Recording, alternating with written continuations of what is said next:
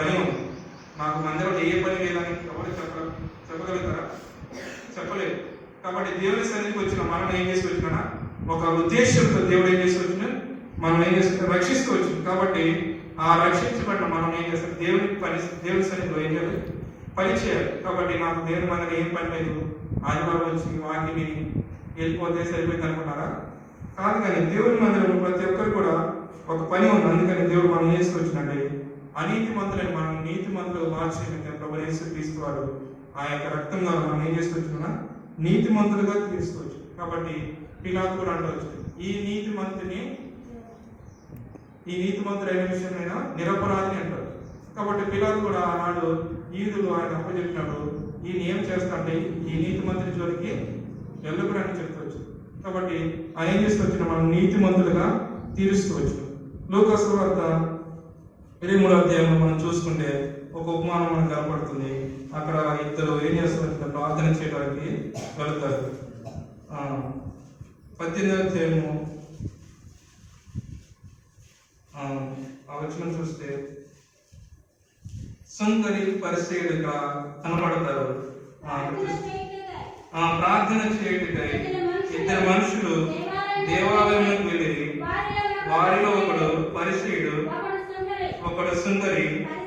పరిసేయుడు నిలవబడి, దేవా, నేను చోరును, అన్యాయస్తులను, వ్యభిచారునైన ఇతర మనుషుల వల్ల నేను ఈ సుంకరి వల్ల నేను ఉండనందుకు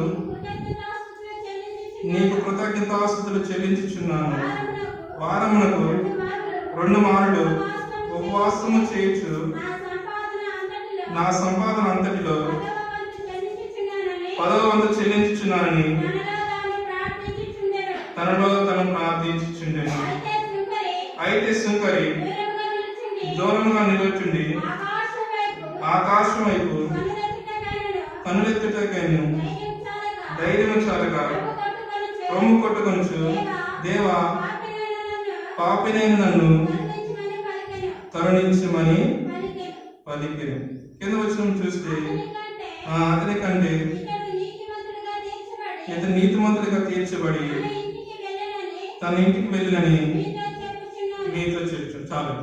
ఇక్కడ ఈ ఉపమానంలో చూస్తే సుంకరి పరిసేయుడు ఎలా ఉన్నారు? దీంట్లో ఎవరు నీతిమంతులుగా తీర్చబడుతూ వచ్చారంట? ఎవరు నీతిమంతులుగా తీర్చబడి? సుంకరి. ఎందుకంటే తాను ఏం చేస్తూ వచ్చింది? దేవా, పాపినైన నన్ను కరుణించు. కాబట్టి ఆకాశం వైపు కరులెత్తుటకైను ధైర్యం చాలు. ఎందుకంటే తన పాపం తను కనబడుతుంది, కానీ నీతిమంతుడికి వైపు చూడటానికి కూడా నాకు ధైర్యం చాలు. కాబట్టి మనము అర్థం ఎందుకు వెళ్ళినప్పుడు ఏం చేస్తుంది? మన యొక్క నిజ స్వరూపాన్ని కనబడుతుందా లేదా? కనబడుతుందా లేదా? మనం ముఖానికి ఏం రాసుకోలేదు, కనబడుతుంది. అలాగే ఈ యొక్క సుంకరి కూడా ప్రభు వైపు చూసినప్పుడు ప్రభువులో ఆయన పాపం ఏం చేస్తూ వచ్చిందా? కనబడుతూ వచ్చింది. అందుకే ఈ పాపం చేసిన, ఆ పాపం చేసిన అని రొమ్ము కొట్టుకొచ్చు తన పాపాన్ని ఏం చేసుకుంటారా?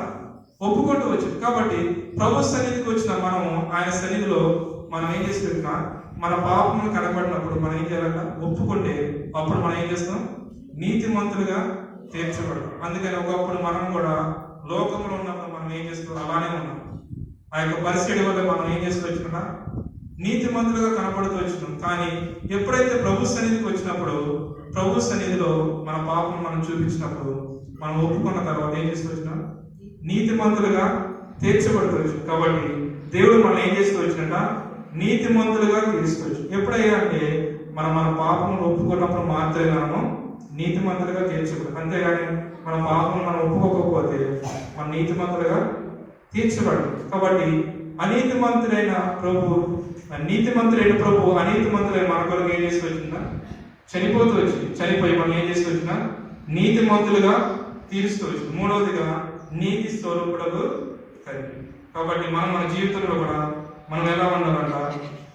ఒకప్పుడు ఈ సుందర వల్ల మనం కూడా పాపం చేత మనం ఏం చేస్తుంది? లోకంలో ఉన్న మనం ఏం చేసి వచ్చినా దేవుడు వెలికి రక్షించి మన పాపమును దేవుని సన్నిధిలో ఒప్పుకున్నప్పుడు మనం ఏం చేసి వచ్చినా నీతిమంతులుగా తీర్చబడుతుంది. కాబట్టి ఇటువంటి నీతి స్వరూపుడకు తండ్రి మనం ఏం చేసి వచ్చినా నీతిమంతులుగా, అనీతిమంతులుగా మనం ఏం చేస్తుంది? నీతిమంతులుగా తీరుస్తూ. నాలుగవదిగా చూసుకుంటే 4 చూసుకుంటే 1 కొరింథీ 2వ అధ్యాయం 8వ వచనం. 1 కొరింథీ 2వ అధ్యాయము 8వ వచనం.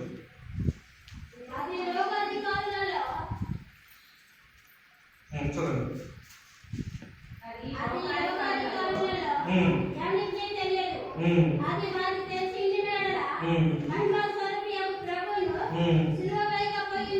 చాలండి. ఇక్కడ 8వ వచనంలో మహిమా స్వరూపియగు తండ్రి. ఇక్కడ 4ది ఏంటంటే ఆయన ఎలాంటి స్వరూపం కలిగి ఉండవచ్చు? మహిమా స్వరూపియగు తండ్రి. ఒకప్పుడు ఇటువంటి మహిమని నిమిత్తమే ఆయన ఏం చేస్తూ వచ్చిన తన మహిమను ఏం చేస్తూ వచ్చినట కోల్పోతూ వచ్చు. అది యెషయా గ్రంథము 53వ అధ్యాయంలో చూసుకుంటే ఒకసారి చదవండి. యెషయా గ్రంథము 53వ అధ్యాయము 2వ వచనం. లేత మొక్క వలె ఎండిన భూమిలో మొలిచిన మొక్క వలె అతడు ఆయన ఎదుట పెరిగెను. అతనికి స్వరూపమైనను సొగసైన లేదు. మనం అతను చూచి అపేక్షించినట్లుగా అతని యందు స్వరూపము లేదు. అతడు తృణీకరించబడు అన్నాడు. చాలు చాలు.